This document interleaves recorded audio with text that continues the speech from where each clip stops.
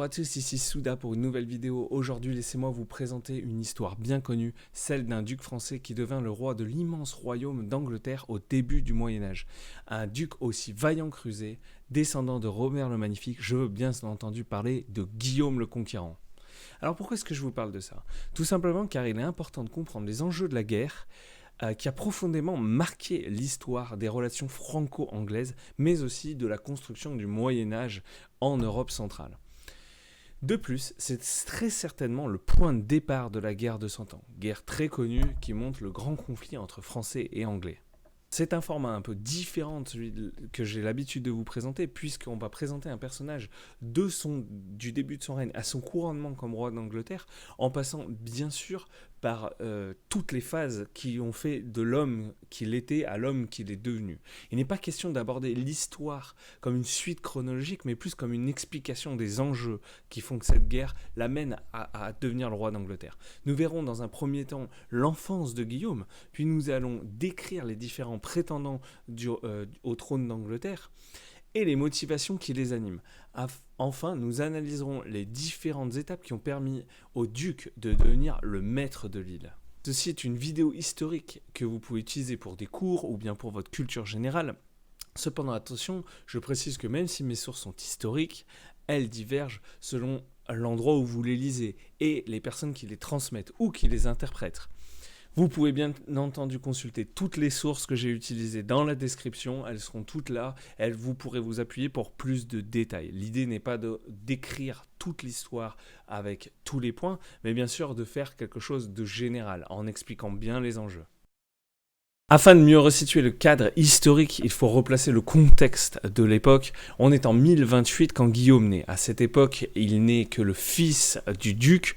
La France n'est pas la France que l'on connaît bien plus tard dans le Moyen-Âge et encore moins celle d'aujourd'hui. Elle est constituée de petits groupes de ducs, de comtes et de grands qui sont sous l'influence d'un roi qui est influent mais qui n'est pas un monarque absolu.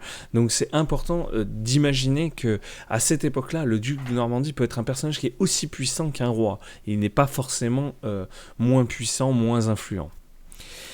La Normandie en elle-même a été créée sous 911 par Roland, donc à qui on a concédé des terres. Ça, beaucoup d'historiens en parlent, beaucoup de personnes sur YouTube en parlent. Et il faut savoir aussi qu'après 911, parce qu'on en parle assez peu, les ducs qui vont être à la tête de la Normandie ne vont pas hésiter à se christianiser et à christianiser le peuple normand et les Normands qui ont été déplacés des îles Vikings vers la Normandie.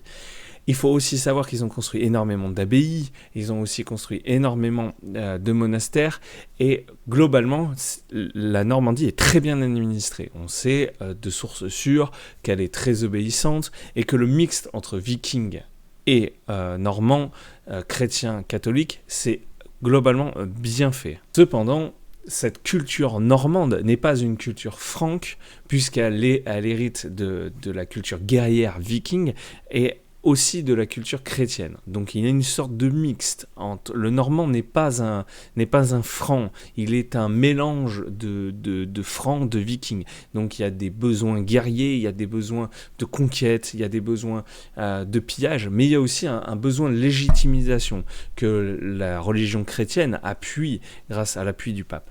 Et c'est dans ce contexte que naît Guillaume, de l'union physique de Robert le Magnifique, duc de Normandie et un descendant direct de Roland, et Arlette de Falaise. Qui est Arlette de Falaise? Contrairement à ce qu'on entend beaucoup, elle n'est pas une servante, elle n'est pas quelqu'un qui a peu d'influence, elle n'est pas de sang noble, elle n'est pas grande, mais on peut considérer que c'est une bourgeoise, c'est la fille d'un bourgeois, d'un tanneur.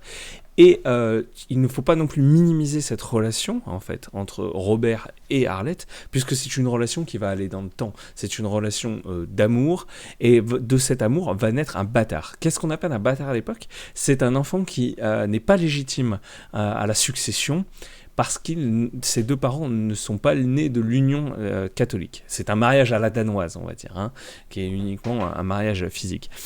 Donc ce Guillaume, on l'appellera le bâtard un peu plus tard quand Robert va mourir. Mais il n'est pas légitime.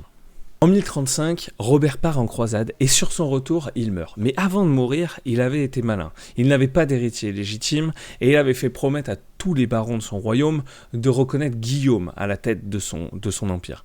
Ce qui est assez important de noter sur la jeunesse de Guillaume, c'est qu'elle a été hyper mouvementée, à l'image de Louis XIV et d'autres dirigeants du monde. On sait que quand un enfant est censé arriver au pouvoir, et le règne est très fragile, les barons influents et les comtes influents de Normandie en ont profité pour essayer de s'hisser à la tête de la Normandie. On sait que Guillaume a échappé à plusieurs tentatives d'assassinat. Par exemple, son intendant a été tué dans sa chambre. Plus tard, à l'âge de 16 ou 17 ans, on a essayé aussi de le poignarder. Il en est sorti indemne. Par contre, il est meurtri. Qu'est-ce qui a permis cette survie? C'est surtout la famille d'Arlette qui l'a protégé. Donc les bourgeois l'ont recueilli, ont payé plus ou moins sa protection. Il y a eu aussi, on le sait, des moments où Guillaume a été caché dans son enfance. Donc voilà, Guillaume est meurtri par tous ces moments-là. Et qui sont ces barons imposants qui empêchent Guillaume de prospérer? On a deux groupes, et c'est là où c'est un peu intéressant de mieux comprendre la culture normande, celle qui va devenir la culture aussi anglaise plus tard. C'est que ces groupes-là s'affrontent et ils ont des idéologies différentes. On a une idéologie des barons qu'on appelle les vieux normands, et ces vieux normands, ils sont poussés par les besoins guerriers, les besoins de pillage, les besoins de conquête, les besoins aventuriers des Vikings. Et ils s'opposent à un groupe qui est un peu plus conservateur, qui vient de la chrétienté et des vieux francs issus de la société gallo-romaine. Donc c'est deux groupes qui s'affrontent.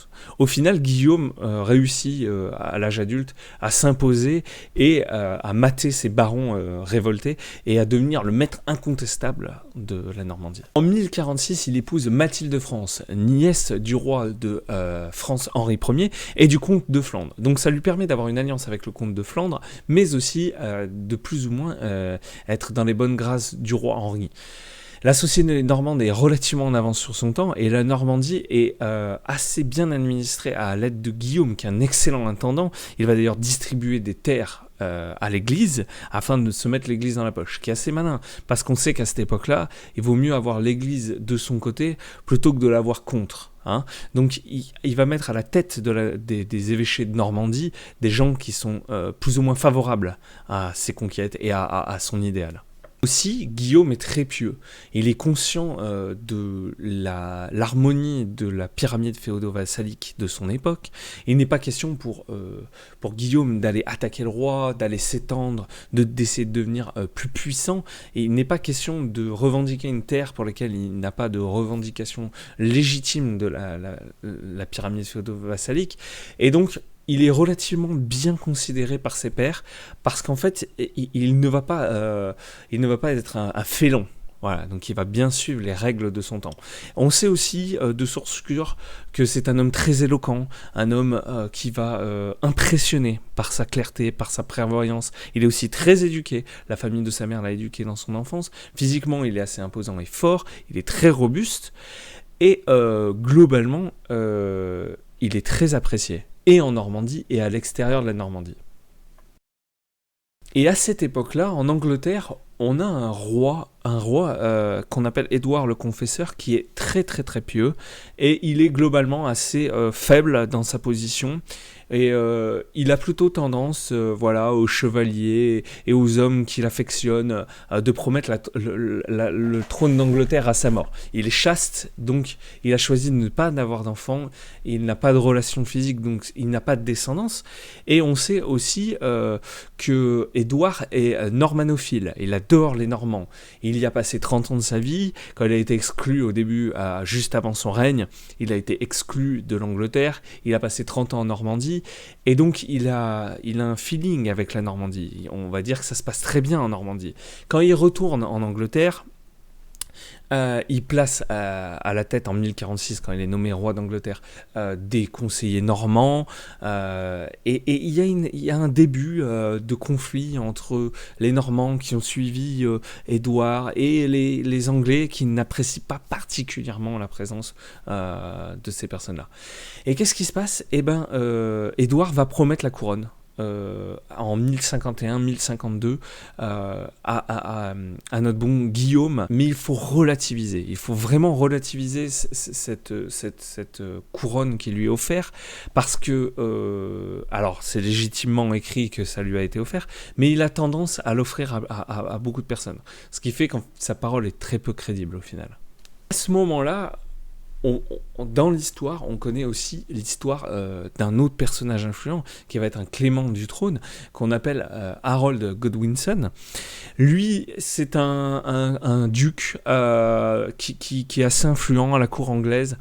Il s'est retrouvé, alors c'est ça qui est intéressant et que peu de youtubeurs et d'historiens relèvent au final dans la vulgarisation historique, c'est qu'il s'est retrouvé emprisonné par Guillaume pendant un temps. Et Guillaume sait que Harold a des prétentions sur la couronne et il va directement le faire promettre contre sa libération. Donc il est forcé, Harold est forcé contre sa libération de jurer sur les reliques sacrées de ne pas demander le trône au moment de la mort d'Édouard. Donc quand Harold rejoint l'Angleterre, il a promis à Guillaume de lui laisser le trône à la mort d'Édouard.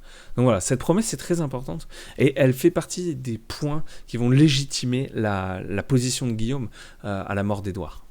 Mais il faut relativiser aussi ce serment, parce que les sources se contredisent, et notamment celle d'Harold, bien entendu, qui a tout à faire pour ne pas la légitimer, qui a tendance à dire que c'était une promesse envoyée en l'air, ou une promesse forcée, voilà. Donc à bien prendre en question aussi. Harold, donc, est à la cour d'Édouard, il est influent, il est puissant, et à l'heure de la mort d'Édouard, sur la fin de la vie d'Édouard, on sait que Guillaume est plutôt serein, parce que la promesse d'Harold est assez claire, pour lui la parole d'Édouard est assez claire, à la mort d'Édouard, il doit être roi.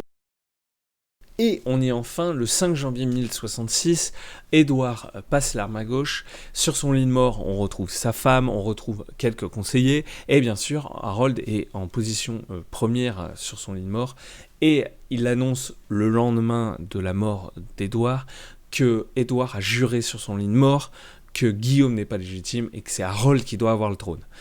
Moment un peu rocambolesque, le Witan en Angleterre le nomme roi le 6 janvier 1066, donc on est le 6 janvier 1066, Harold est roi d'Angleterre, ce qui ne fait pas vraiment plaisir à Guillaume. Guillaume n'est pas du genre à laisser passer un immense territoire lui filer entre ses doigts, il convoque ses barons et se prépare à l'invasion de l'Angleterre pour récupérer ce qui lui a été promis. Qui pousse vraiment Guillaume, à part cette promesse d'envahir l'Angleterre, eh bien, il y a deux choses. Il y a premièrement un énorme territoire, un territoire grandiose avec des richesses à venir. Donc il y a une opportunité vraiment matérielle, politique et diplomatique. Et il y a aussi un sentiment de mission divine, soutenu par le pape qui lui fournit un étendard.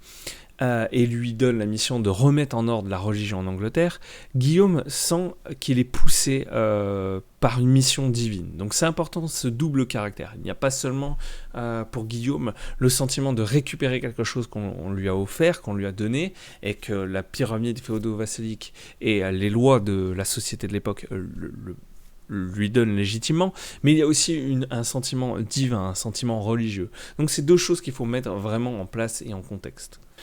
Du côté militaire, Guillaume mobilise toutes les forces de la Normandie. Les Normands réussissent à faire passer d'une rive de l'autre à la Manche en une seule nuit 1 millier de navires transportant 15 000 hommes, avec 3 000 chevaux, tout le matériel de guerre indispensable, des lances, des javelots, des épées, des boucliers, des armures, des vivres et du matériel de siège. En moins d'une année, Guillaume le bâtard avait réussi à mener cette entreprise de traverser la Manche, qui était pas forcément une partie de plaisir pour l'époque. On sait notamment que préparer et traverser la Manche avec une armée au Moyen-Âge, voilà, c'est pas quelque chose qui se fait beaucoup. Cette étape essentielle du plan de Guillaume est primordial. En cas d'échec, la Normandie ne s'en serait pas relevée et aurait été à la merci non seulement de l'Angleterre et d'Harold qui a des problèmes, hein, on va le dire maintenant, contre Guillaume officiellement, mais aussi plus ou moins d'autres ducs, peut-être bretons, peut-être flamands, peut-être même le roi de France aurait pu saisir la Normandie à ce moment-là. Donc l'entreprise est très importante, ce que Guillaume fait. Il n'a pas le droit à l'échec. Alors c'est important de situer qui sont les chevaliers, les troupes, qui sont ceux qui accompagnent Guillaume, qui acceptent cette mission périlleuse. En grande partie, ce sont des laissés pour compte de la pyramide féodale, des fils non héritiers, des seconds fils, troisième fils, qui n'ont pas de terre promise dans la Normandie. Et Guillaume leur promet des terres et des richesses.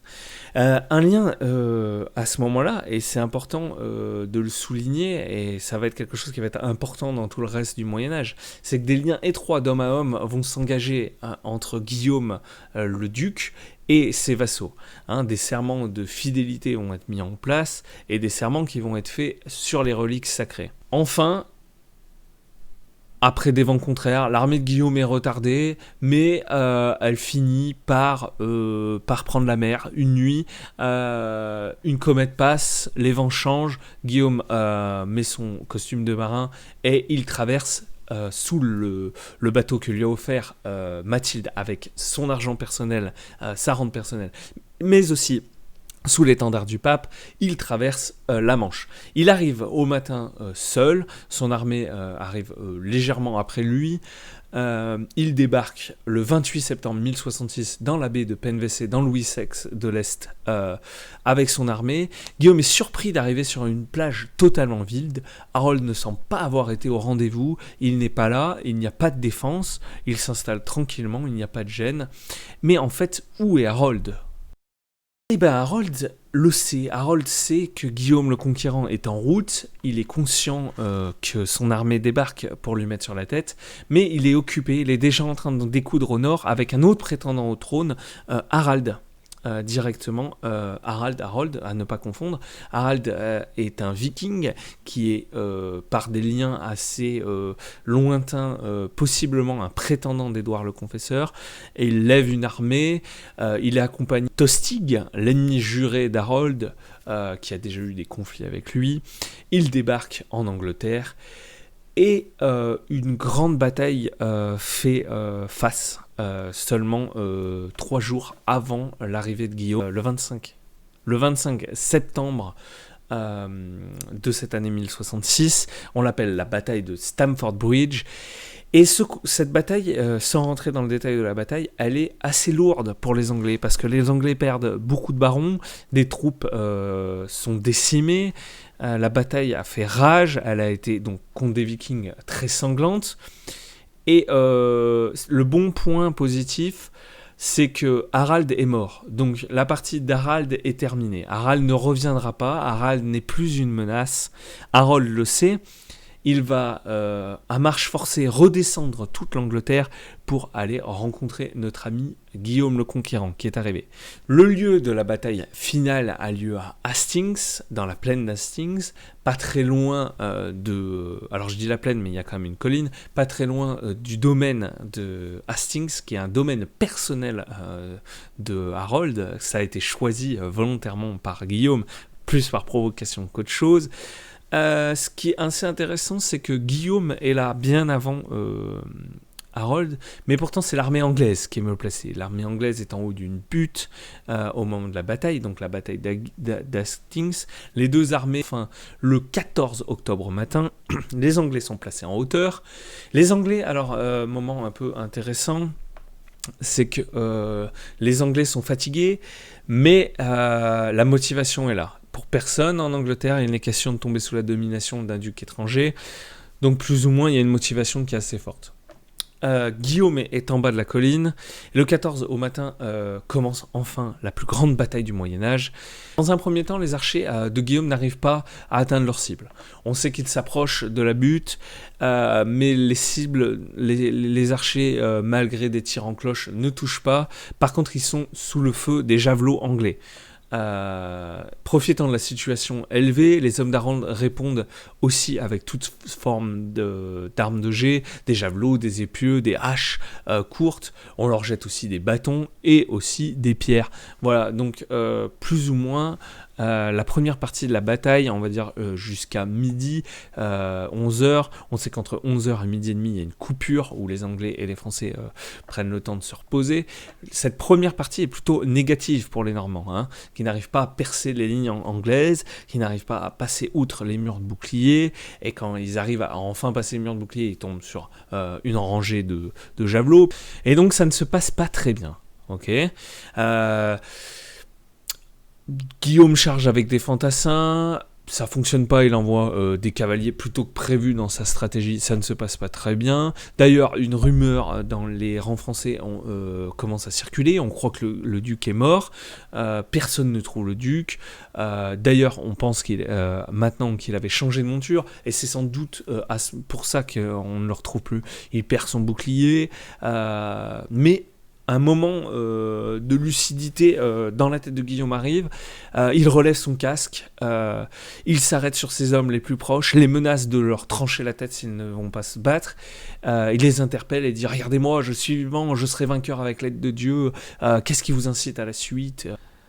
Alors que les Anglais tiennent encore, Guillaume ordonne à ses archers de lever plus haut les arcs afin de lober la muraille de boucliers anglais. Une pluie de flèches s'abat sur l'arrière-garde anglaise et l'une d'elles perce le crâne d'Harold de part en part.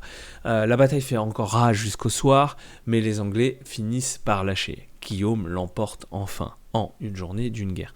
Qu'est-ce qui est important de relever de cette bataille d'Hastings? Et bien en fait la bataille d'Hastings, elle va décimer entièrement l'armée anglaise. Il va y avoir des poches de résistance plus tard dans l'histoire de l'Angleterre, dans le règne de Guillaume, mais les gros barons sont morts, les frères d'Harold sont morts, Harold est mort, et il n'y a plus de prétendants légitimes au trône. Les grands sont décimés, et donc les Normands ont la place, les nouveaux ducs et barons normands ont de la place sur le territoire.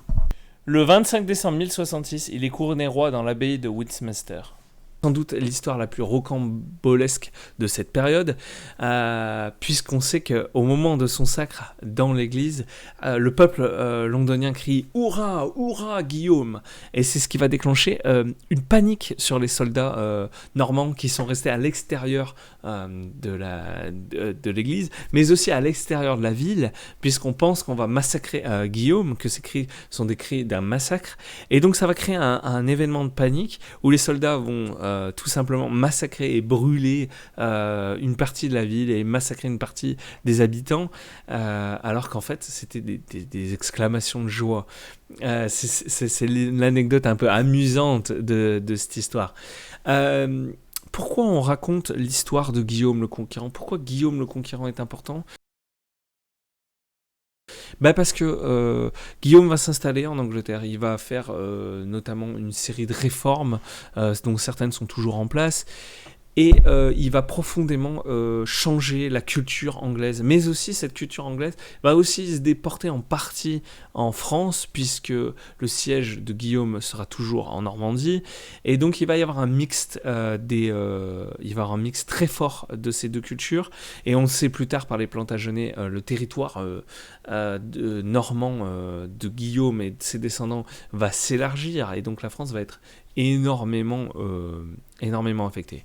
Et puis plus tard, ce royaume, on va dire que Guillaume a conquéri et a fondé, il va devenir très grand, et il va y avoir des conflits entre le roi de France qui va vouloir récupérer une partie de ses terres en Normandie, mais en Aquitaine, mais en Guyenne, et donc ça va former plusieurs années plus tard la guerre de 100 ans.